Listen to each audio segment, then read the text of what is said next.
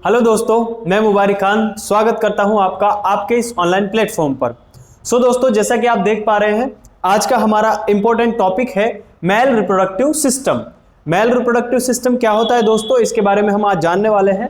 तो चलिए शुरू करते हैं।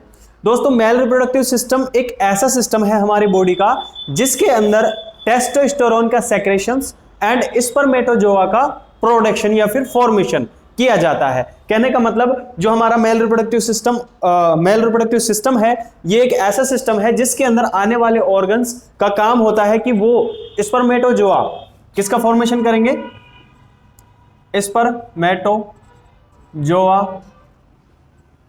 स्पर्मेटोजोआ का फॉर्मेशन करेंगे एंड टेस्टोस्टेरोन का सेक्रेशंस करते हैं। कहने का मतलब हमारा जो ये सिस्टम है, इसके अंदर आने वाले जो ऑर्गन्स हैं उनका काम होता है कि वो स्पर्मेटोजोआ का प्रोडक्शन करें, फॉर्मेशन करें और टेस्टोस्टेरोन का क्या करें, सेक्रेशंस करें। दोस्तों, टेस्टोस्टेरोन नाम का एक हार्मोन होता है जो कि हम इसके अंदर बहुत डिटेल से समझने वाले हैं, इसका फंक्शंस क्या होता है वो सारी चीजें। एंड स्पर्मेटोजोआ, दोस्तों स्पर्मेटोजोआ क्या होता है? स्पर्मेटोजोआ अपन बेसिकली स्पर्म को कहते हैं। स्पर्म जो होता है, स्पर्म मेल गैमेट होता है। मेल गैमेट का मतलब दोस्तों ये मेल के जो रिप्रोडक्टिव सिस्टम है इनके द्वारा बनाया जाता है, ये मेल गैमेट होता है। और ये मेल गैमेट जो स्पर्म होता है, ये फीमेल की बॉडी में इंट्रोड्यूस किया जाता है और फीमेल की बॉडी में जाकर के फीमेल की बॉडी से एग रिलीज होता है, जिसको अपन बोलते हैं ओवम।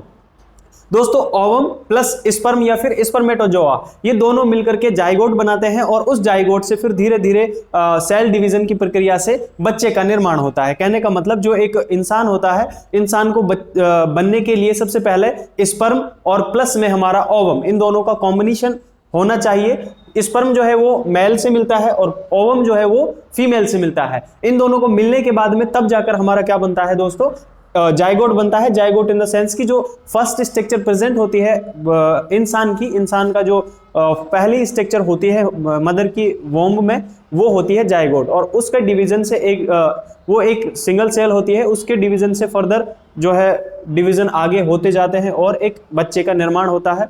और उसके बाद में जो हमने मेन जो हमारा टारगेट है वो क्या है कि इसमें स्पर्म जो है वो कहां से आता है, वो मेल से आता है। मेल की बॉडी में ऐसा क्या है जो स्पर्म को बनाता है? तो दोस्तों वो हमारा मेल रिप्रोडक्टिव सिस्टम है।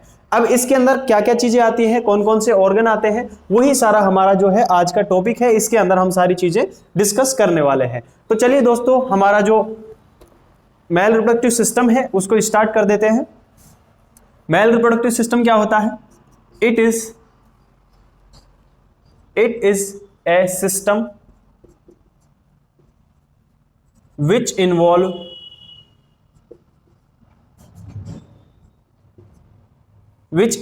the organs which is responsible for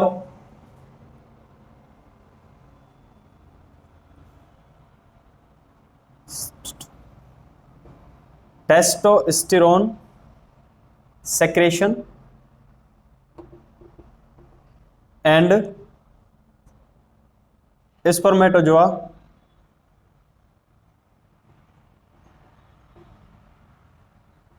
formation। इसके अंदर वो ऑर्गन्स इन्वॉल्व होते हैं जो कि क्या करते हैं दोस्तों, जो कि रेस्पॉन्सिबल होते हैं टेस्टोस्टेरोन के सेक्रेशंस के लिए और स्पर्मेटोजोआ के फॉर्मेशन के लिए। मतलब स्पर्मेटोजोआ को बनाते हैं और ये टेस्टोस्टेरोन को सेक्रेट करते हैं। वो वाले ऑर्गन्स क्या कहलाते हैं दोस्तों? वो ऑर्गन्स मिलकर के अपना मेल रिप्रोडक्टिव सिस्टम बनाते हैं। ये मेल की बॉडी में पाया जाता है, ये हम सब जानते हैं।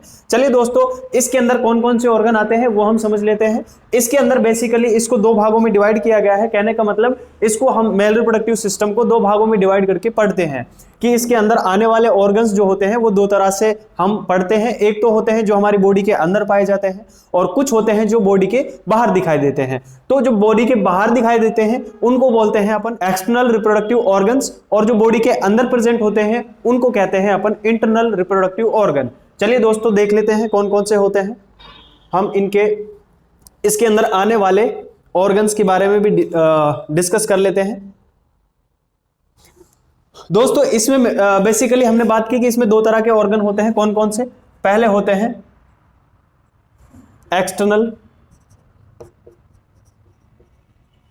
External reproductive organs. RO का मतलब होता है रिप्रोडक्टिव ऑर्गन, ठीक है।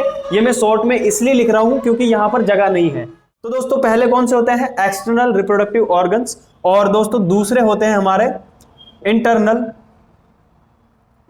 Reproductive organ.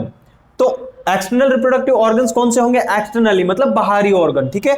और इंटरनल रिप्रोडक्टिव ऑर्गन्स कौन से होंगे? मतलब इंटरनल मतलब अंदर वाले, ठीक है, बॉडी के अंदर जो प्रेजेंट होंगे उनको अपन कहेंगे इंटरनल रिप्रोडक्टिव ऑर्गन्स। दोस्तों चलिए देख लेते हैं, पहले एक्सटर्नल वाले देख लेते हैं। एक्सटर्नल वाले कौन से होते हैं? एक्सटर्नल के अंदर स्पेशली दो ऑर्गन्स को रखते हैं अपन। पहला होता है स्क्रोटम, पहला जो ऑर्गन है वो है स्क्रोटम, और दूसरा जो ऑर्गन होता है वो होता है दोस्तों पेनिस। पहला ऑर्गन है स्क्रोटम, दूसरा होता है पेनिस। स्क्रोटम को हिंदी में अपन वृषण कोष भी बोलते हैं, वृषण कोष, और पेनिस को अपन हिंदी में सिसन बोलते हैं, सिसन, ठीक है। जो स्क्रोटम वृषण कोष है ये एक थैलीनुमा संरचना होती है जिसके अंदर जिसके अंदर टेस्टिस पाए जाते हैं। टेस्टिस बेसिकली ये वाली स्ट्रक्चर है, इसको ये स्पर्म का फॉर्मेशन करती है। अपन डिटेल में सब ऑर्गन्स के बारे में एक एक करके डिटेल में पढ़ेंगे, बट अभी क्या है अपन सारे ऑर्गन्स के नाम देख रहे हैं। तो सबसे पहले एक्सटर्नल रिप्रोडक्टिव ऑर्गन्स में हमने क्या चीजें पढ़ी? हमने पढ़ा स्क्रोटम होता है एक ऑर्गन, दूसरा होता है पेनिस, ठीक है। उसके बाद में आता है दोस्तों हमारा इंटरनल रिप्रोडक्टिव ऑर्गन्स। दूसरे कौन से होते हैं हमारे? Internal reproductive organ. एक्सटर्नल में हमने दो पढ़े, एक होता है स्क्रोटम, दूसरा होता है पेनिस। इंटरनल में हम देखने वाले हैं कौन कौन से होते हैं। तो दोस्तों अपन इसको पहले मिटा देते हैं ताकि हमें जगह मिल जाए सारे ऑर्गन्स को लिखने के लिए। तो हम यहां पर एक्सटर्नल वाले देखने के बाद में हम देखने वाले हैं इंटरनल रिप्रोडक्टिव ऑर्गन्स। दोस्तों एक्सटर्नल हम देख चुके हैं, उसके बाद में इंटरनल की बात आती है। इंटरनल में सबसे पहले हम लिखने वाले हैं टेस्टिस, दूसरा है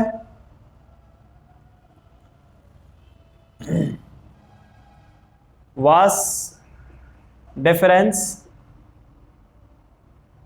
तीसरा है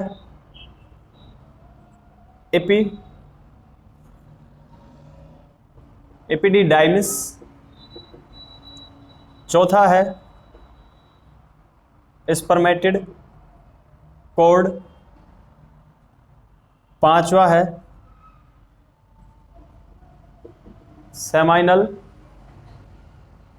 वेसिकल, 6 नंबर पे आता है हमारा एजाकुलेटरी डक्ट, एंड 7 नंबर पे आता है दोस्तों प्रोस्टेट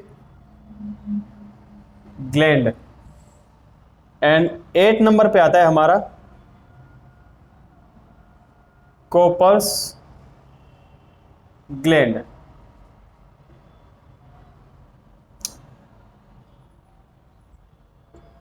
दोस्तों सिंपली हमने एक्सटर्नल और इंटरनल ऑर्गन्स के बारे में जाना है।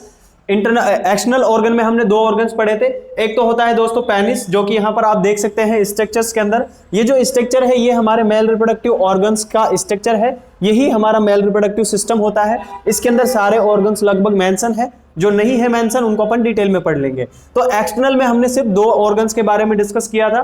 एक तो हमने किया था, पहला होता है स्क्रोटम। स्क्रोटम मतलब एक पाउच लाइक स्ट्रक्चर होती है जिसके अंदर हमारा टेस्टिस प्रेजेंट होता है।